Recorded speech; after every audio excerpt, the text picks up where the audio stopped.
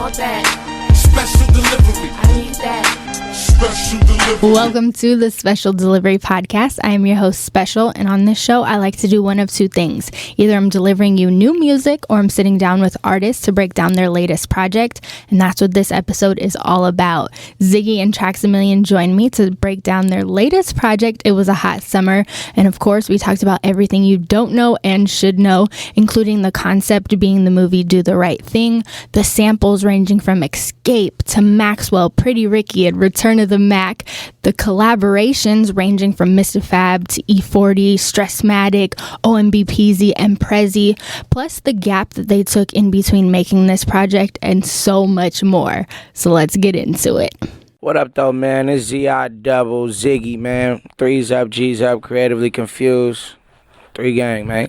What up? It's your boy Traxamillion, Slap Addict, Slap God. Yeah. Ziggy and Traxamillion in the building. How you guys doing? Good. We good. How you doing? Straight. I'm so excited to talk about It Was a Hot Summer.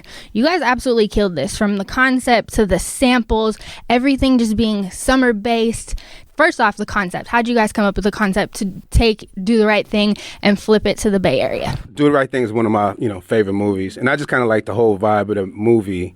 And if you watch the movie kind of pretty much takes place during this hot-ass day. It's like a heat wave, and it's just a bunch of crazy shit that goes on in the city. So I was just liking that vibe. So I just kind of took that vibe and adapted it to a modern-day story. We told a story, just kind of had a little vibe going, and there it was. So he came up with the concept, and he pitched it to you, and you were like, what was your response to the concept when he told you? I thought it was dope. I mean, we kind of came up with that concept a little bit after we were making some of the songs. Like, we had, like, a couple songs in the stash, but then, like, that's how it ended up coming out.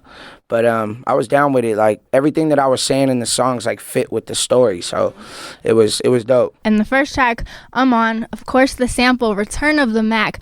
I don't know if it's like this all over the world, but especially for the Bay Area, that's just a classic song. You turn Return of the Mack on anywhere at any time. Yeah, period. Now it's a function. What was it like flipping that one? Because I know that you wanted to incorporate summertime samples from across the years for this project. How did Return of the Mack enter? It really just came out of nowhere. Like, we had the beat, we had the song, and he had the hook, and then I was just playing it, and then all of a sudden I was just, I was like, try that. And he was like, what are you talking about? I think I pulled it up, gave him an example, and he tried it, and it just went. So, I don't know, it just kind of came out of nowhere. And that's when we put the ooh yeahs, too. Yeah, and then we added the ooh yeah. The ooh yeahs are so important because everybody wants to say that Trey Songz did the ooh yeahs. It's like, no, that's Return of the Mack. Yeah. For me, it was just a way of incorporating that, like, in a different, just putting it in a different stew. You know what I mean? Incorporating that into a different element. Still have it feel familiar. And then the next song is so important, Hot Summer, because the concept of the project is about the summertime, it's about the heat wave, and you want to talk about the good times, and you want to talk about having a good time, but at the same time, there's shit that goes down once it gets hot. And I love that you guys actually touched on that, and even the skit beforehand and all of that. What was it like making that song? Of course, with Prezi and OMB Peezy. I think just for the idea, you know what I mean? Just trying to write a dope verse that fit the story and, like, a youngster coming up in that time or whatever, like, and just going through that actual day or whatever, like, how it would be or how much shit's on his brain or whatever's going on. So, I don't know. I was just trying to speak from that perspective as far as writing the verse, but I think it was dope. Prezi did the same thing. Like, his verse is kind of still like that dope struggle rap, but still, like, in his style, you know what I mean? So, it's dope. Were you guys all able to be in the studio together? We actually recorded Hot Summer, like, last year, like, maybe, like, 2 years ago almost. Mm-hmm. And we just kind of had it in the vault. We had Hot Summer and we had No More. And then we also had Off Safety. But we didn't end up using the Off Safety. Off Safety is a record we ended up giving to Filthy Rich, and he ended up using. Was it something that you guys just did those tracks together and can kind of return to each other a couple of years later? Or what was that gap like? Because I always think that's so interesting when people take tracks from 2-3 years ago and incorporate it into a project. Really, the gap was just us building and kind of finding ourselves. You know what I mean? We recorded the songs, and we just kind of let them sit. And, just life was just happening, and we was just working. He was working, I was working, and then we started working together, kind of catching our vibe and, just kind of getting our sound together. And, it just came together and we were like, oh, what about these old records that we did? Let's check these out. All right, we can actually update this, add this, take this out, re-sing the hook, redo this. And you know, everything worked out. That leads us to Sideline with the Pretty Ricky sample. Oh my goodness. Hello. The ladies love that one. It's so good. What was it like making that one? And did you ever think when you heard that Pretty Ricky song years ago, did you ever think you would flip that? Nah, I didn't really think anything about it. It was more so like the song came into my, I don't know where I was at, and I heard the record. I was like, this kind of got like a little Bay Area bounce to it. And I never really noticed that about the song. So one day I just started messing with it, and I was like, okay, I like it. I ended up just flipping the beat, sent it to him, and he sat on it. I don't know how long he sat on it. For hella long. Yeah, he sat on it for hella long, and then he sent a verse back, like maybe a month and a half later. The song is the Pretty Ricky record, so, you know what I mean? He did a hook similar to the Pretty Ricky record. Why do you feel like you sat on it so long? It was probably just trying to figure out if I was going to do, like, something similar or something like the exact. I'm real tedious, like, when it comes to that type of shit. Like, I really like to either get it right or, like, don't do it at all. Like, as far as, like, sampling or, like, you know, trying to remake a record or, like, re-sing a record or whatever. But yeah, I think that's probably why it took so long, because I wanted to get it right. I wanted it to sound cool. I think it came out cool, though. I love that it incorporated another thing that happens in the summertime as far as, you know, the love saga. So there's that aspect of it, too, where it's like, okay, we're having fun in the summertime. There's some wild shit going on, but also there could be a love story. Yeah, some cool shit going on. It's just a bunch of different summer vibes and shit that just happens throughout the day. Exactly. You know, pretty much we tried to make the project like a day from beginning to end. Everybody got like a different summer experience. Like, you know what I'm saying? Everybody's going through different shit at this time. So it's cool. That leads us to bands with E40 and Stressmatic. Goodness. Just legends on legends on legends. What was that one like? It was dope. We had it for a long time. Trax actually surprised me with that verse right there. Like, we sat on that for a long time, too. I didn't really know what I was going to do with it. I wanted to make some hard shit. I just wanted to hear man, we need to make some hard, you know what I mean? So, went in there and made the beat, whatever. Sent it to Stress. It just felt like him. I was like, bro, I need a hook. He's the hook master. Shout out Stress. He sent the hook back, and I was like, oh, okay. And then Ziggy got on it. And I was like, okay. And I was like, man, let me shoot it to 40. I was like, it's going to be a long shot, but let me see a 40. Let's see what he talking about. That boy got on that thing, did his thing. Sent it back. I was like, okay. Unk did his thing. Yeah, that was a fun record. And then, Ready or Not, the Xscape sample. What was it? That's dope, though. But and she know them all, though. That's But that's part of it, because like you said, you wanted to flip summer songs, and it's like, so these are so familiar to us. You putting your spin on them and like making a lot of them slap is so important. It's incredible. What was that flip like? Kind of same vibe. Like you just kind of really said it all. You know what I mean? It was a shit. You know, you kind of said it all. It was a summer vibe. It was some shit that was hot in the summer. A record that I thought was super dope, and it gave me that summer feel, and I wanted to just flip it, just kind of put my own spin on it, make it slap, put that Bay Area vibe on it. Good shit.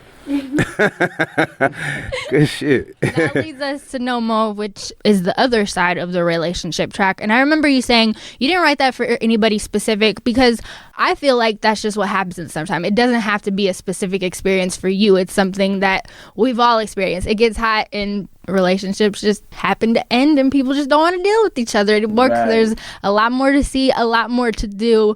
What was it like writing that one, and how important was it to kind of add that element into where it's like, nope, relationships end in the summertime? Yeah, they do. I was just I was just talking shit, just trying to throw a little frustration around, I guess. Just put myself in position of a person who don't want to be with somebody no more. That was made a long time ago. Like, that was one of the first records. Yeah, that was like one of the first songs we did. So I feel like it's different from a lot of the other songs on the album. And then my personal favorite, Be Like That with Mr. Fab. He's hilarious and dope at the same time. He's so good. But my favorite part of that track is the switch up. So you have his verse, you hit the little interlude, and then it becomes a completely different track. Right. And it becomes so autobiographical for you to really tell your story, to really do what you do best and just spit, tell people where you're coming from, express yourself, which is so important because you have different storytelling elements throughout the project, but to hear from you, to hear from Ziggy again and hear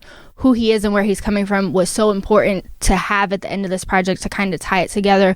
What was it like writing that, and whose idea was the switch up? That was Trax's idea. They didn't like it. Who's they? They didn't like it. I really. At the end? You talking about at the very, very end? Yeah, cause the whole story about that song, like that was on a whole nother beat.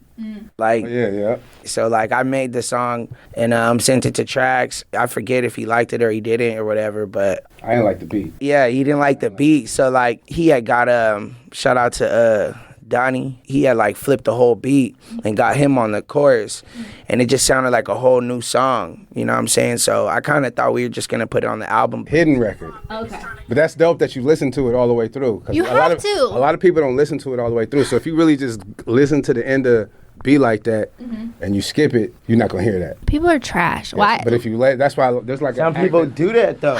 there's like a 10-second, I don't know, maybe it might be, I don't know, I might be exaggerating, but it's like a gap after that last interlude on the album just to see how long people are gonna sit there and listen to Blankness. And if you listen long enough, you'll get to hear the other song. But if you skip it, you won't hear it. And if you skipped it, you're trash.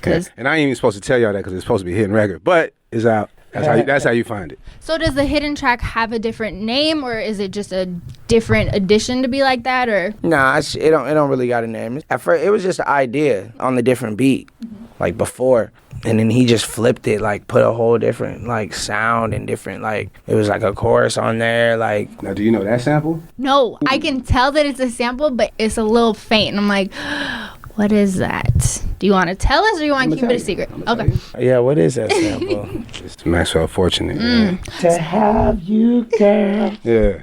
Take that shit. I love it. So that track is super. Now there's even more layers to it. Like to have it be an on-purpose hidden track, to have it be autobiographical, I think just says so much, and to kind of test the listener, because we have a lot of conversations on the show about real surface level listeners, people who just kind of run through it and it's whatever. Yeah, but then there's other people. You gotta listen. There's really things in there. listen. There's things in there. There's hidden gems and jewels and all kind of little secrets. There's things in there. It's interesting things for you to keep going back and listening to. Or they be going like, they'll look at it on the track list and just go to the song with like E40 on there, like go to the song with like Mr. Fab on there immediately. But if you listen to it, it's like really a whole story. Like it's a lot. There's interludes, there's stuff to, you could really hear the whole story, and the songs make more sense. You know what I mean, to you if you listen to it like that, just from the top to the bottom. And that's what I love. You can tell the attention to detail, like I said, as far as the concept, the samples, the cover art, the interludes, like everything is so strategic and so well put together. Like you guys did an incredible job on this project. Anything else you want to tell the people about It Was a Hot Summer? Yeah, no, just listen to it. You know what I mean? It's my man Young Ziggy, you know what I mean? He's one of the new young gunners and the young shooters out of San Jose. It's some new music for me. I haven't put out a project in a while, so it's kind of like my first resurgence back into the game. Yeah, man, it's a fun project. It's a good listen, and check it out. I just want to say shout out to everybody supporting it. I mean, been loving the response. Appreciate everybody rocking with it. I'm super proud of it. You know what I mean? I think it's probably one of my bigger projects to date. So, yeah, if you ain't listened to it, man, It Was a Hot Summer. Zig and Traxamillion. Thank you guys so much. Appreciate you. And thank you so much for checking out this episode. If you enjoyed it, make sure to hit that follow or subscribe button on whatever you're listening on. And then reach out to me. Let me know your favorite part. Say hi. Anything of that nature. I'm on Twitter at SpecialSays. And on Instagram, it's at SpecialSays as well. As always, this episode is dedicated to Marlon. Do what you can to stop senseless acts of gun violence.